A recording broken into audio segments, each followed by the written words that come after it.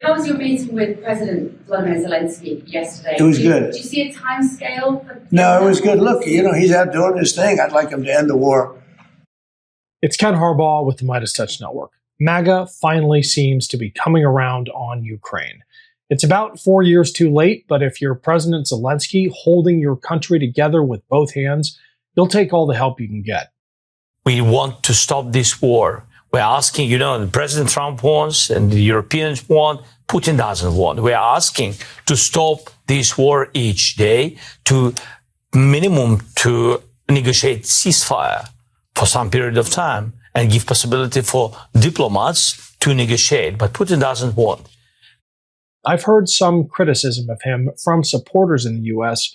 for going along with this, but we need to understand the stakes. For Ukraine, this is about national survival. You make friends wherever you have to. And the fact remains, for now, Donald Trump is America's president, and there are still things America can provide for Ukraine's defense, like high-tech interceptors to take down Russian ballistic missiles. The message that Zelensky is ultimately hoping to deliver to all Americans, not just the Fox News audience, is that Putin will have to be forced to negotiate. Russia does not want peace. I see that every time I travel to Ukraine, from the air raids in Kyiv to the drone swarms in Kherson to the fields littered with landmines wherever Russian troops once held ground. I want to talk about that in particular, the laying of mines, because of all the wartime horrors Ukrainians face every day. That one will have the deadliest legacy. I've spent time with mine-clearing crews in Ukraine. Their bravery is astonishing. And I recently got the chance to interview an American veteran, a former Green Beret, who has dedicated his life since leaving the U.S. military to clearing Ukrainian farmland of mines and unexploded ordnance. He now leads the mine-clearing organization Tip of the Spear that is featured in an upcoming documentary. We have a first look at some of the footage from that film. Here's a clip, my interview with Ryan Hendrickson, the hero of that film and founder of Tip of the Spear, is right after. I know what these devices can do to you because I stepped on an IED in Afghanistan. 18 months, 28 surgeries, learning how to walk again. Ukraine is the world's largest minefield. At least 170,000 kilometers are considered contaminated. That's roughly the size of Florida. There's millions of these mines, millions. Long after the last shot of the war is fired, landmines are going to continue to injure and kill people. Ryan, thanks so much for joining us. You run a mine-clearing NGO that operates in Ukraine, some of the most heroic work out there. I spent some time with one of these Ukrainian mine-clearing crews, and I've hung around some brave guys in my time, but these guys walking into a field littered with mines and knowing that to save lives, to protect the livelihoods of farmers and others, it's not something that you do accidentally. How did you get into this work? Yeah, no, I appreciate you having me on, by the way. This is awesome. We got a ton of mutual friends, so it's really cool to connect the dots. In 2010 in Afghanistan, I stepped on an IED that nearly took my life. And so having that background of already stepping on an explosive device, and my job, I was a 18 Charlie, so a special forces engineer. And so as a Green Beret, my job was demolitions. And 2010, stepped on that IED, spent 18 months learning, rehabilitation, learning how to walk again and everything like that. And now all of a sudden here's this, this full scale war that's kicked off in Ukraine.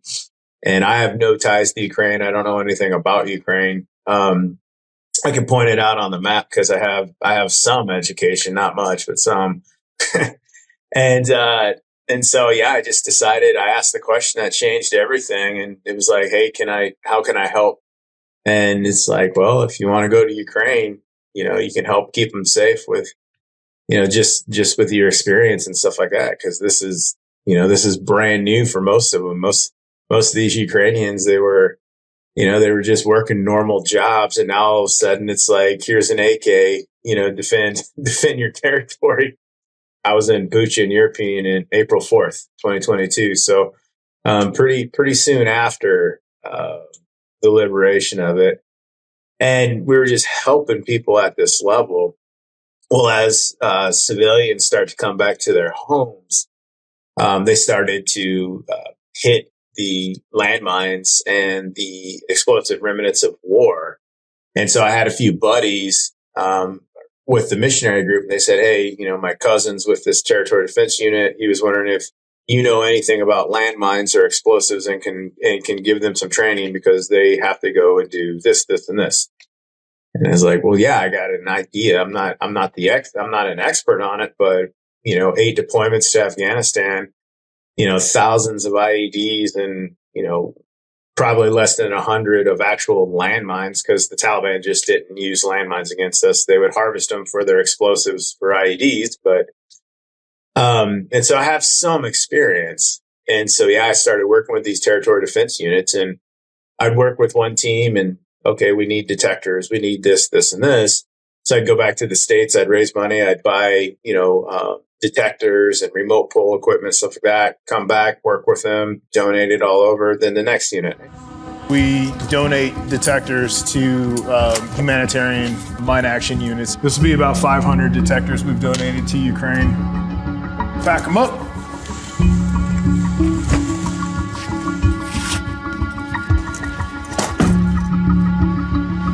Every deployment, this American flag goes with me.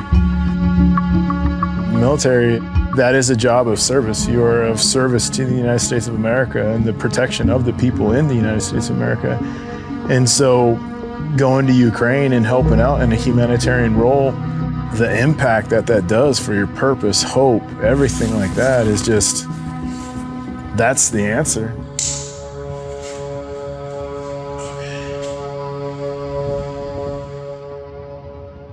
And so from that, with the generous donations that people were doing, I decided, I created the nonprofit, the 501c3, so people can get, the tax write-offs for their donations. And that, Tip the Spear landmine removal was created in September 2022. And in May, I just got back from our 13th mission. Hey, it's Ken. Quick break to let you know that I am heading back to Ukraine soon. So many of you stepped up to help the 34th Marine Brigade, the unit I've been embedding with the past couple years. They desperately needed a new motor for their rescue boat, and you came through. Thank you. There are so many other urgent needs, though. This unit is the one at the heart of the Midas Touch and Valor media film, Drone Hunters of Kherson, and they're the ones defending that city every day against nonstop Russian drone attacks against civilians. I have seen them in action. I've been on patrol with them. This is actually the wreckage of a Russian suicide drone shot down by one of those teams. I've even been pinned down in a bunker with them as wave after wave of Russian drones hammered our frontline position. But because of the extraordinary heroism of people like Adama, commander of a drone team I embedded with, Ukraine will win this war. The more help they get, the faster that can happen. Units like the 34th are constantly having to make do with whatever equipment they can scrape together, which is especially challenging for a unit that operates attack drone teams, river assault crews, counter drone patrols. The 34th does it all. If you participated in the first fundraiser we held, thank you. I've just launched another one. This time, we're not capping the goal, which we hit practically overnight last time. If you can help out, please click the link in the show notes. Your support will save lives. Thank you. Can you talk about how the Russians have used land mines? I mean, it is in part area territorial denial, but they're also pretty indiscriminate. I mean, you're not dropping butterfly mines over Kherson to do anything other than terrorize civilians. What have you learned about the Russian way of war when it comes to their use of mines? So landmines are terrain denial. The Russians are definitely looking at the battlefield buildup, and okay, we have, we need to be able to deny this terrain here, here, and here in case the Ukrainians decide to conduct whatever it is, an assault, a counteroffensive, an offensive, whatever. And so they will indiscriminately mine areas that they think are main avenues of approach, or could end up being main avenues of approach, without concern of civilian casualties. До війни працював на фірмі автозапчастин. Працював собі спокійно, жив з дитиною, з дружиною. Потім настала повномасштабна війна і пішов служити сам добровольцем. Працюю в організації типу вже спір. 15 вересня 22 року підірвався на міні.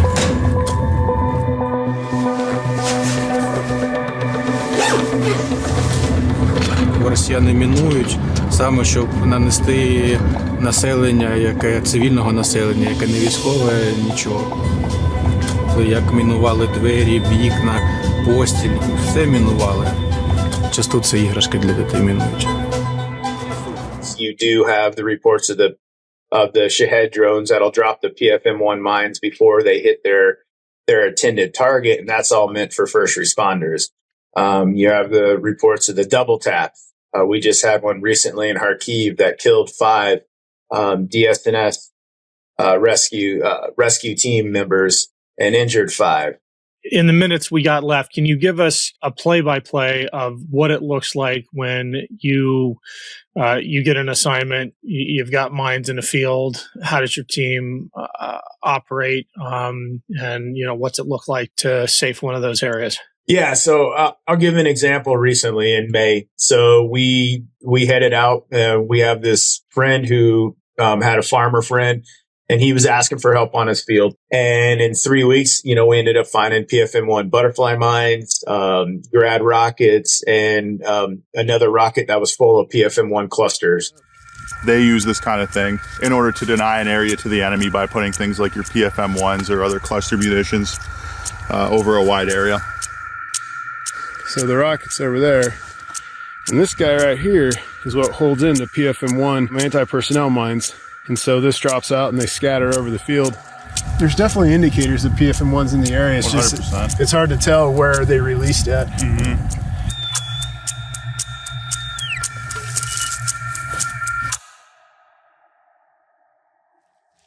Mine! PFM-1 there. There's one there. There's one there. There's one next to it. That's 4. Here is part of the canister they came in, so they probably didn't eject properly. And then there's another 2 that the detector hit on, but they're in the ground, so that's 6 total.